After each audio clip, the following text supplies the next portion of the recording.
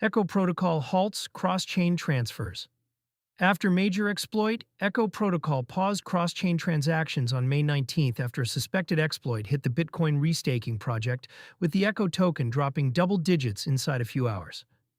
The team said investigators were examining the incident and that bridge functions would stay disabled until the postmortem was complete. The halt came as broader crypto markets were already on edge, with BTC trading near $76,932, 5.3% over 7 days, and ETH at $2,033, 7.7% over 7 days. As of May 19th, the Fear and Greed Index sat at 39, firmly in fear territory.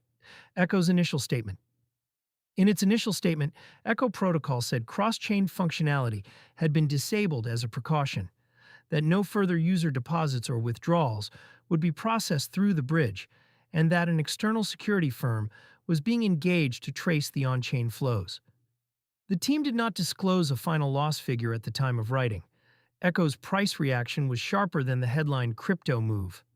Crypto Potato reported a double-digit drawdown within the first session after news broke, well outside normal trading bands for the token. Liquidity on smaller venues thinned out as market makers pulled quotes.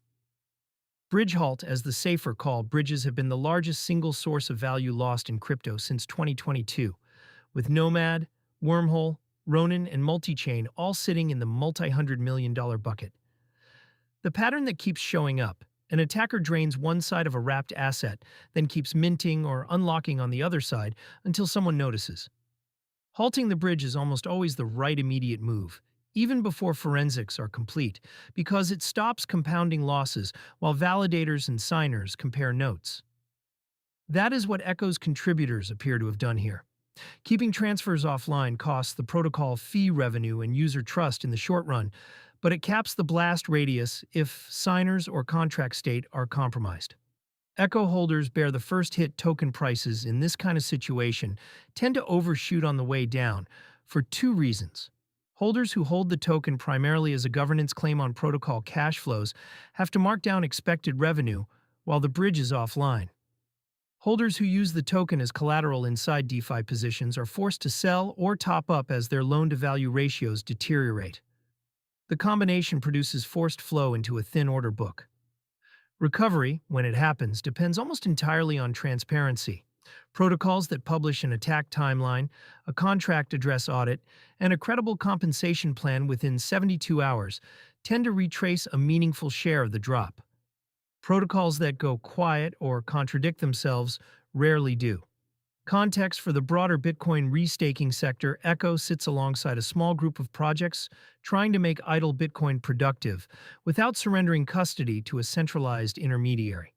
The basic offer is the same across the category. Wrap BTC, mint a liquid receipt, and let that receipt do work in DeFi or as security collateral.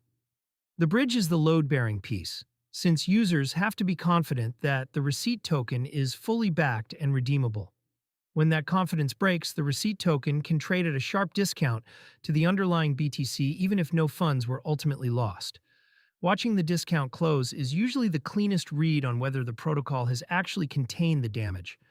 For users still holding Echo or wrapped Bitcoin variants issued through the protocol, the practical playbook is to wait for an official statement that includes a quantified loss figure, the list of affected contracts, and a redemption timeline. Acting on speculation before those three items land usually means selling near the bottom or paying a premium to re-enter.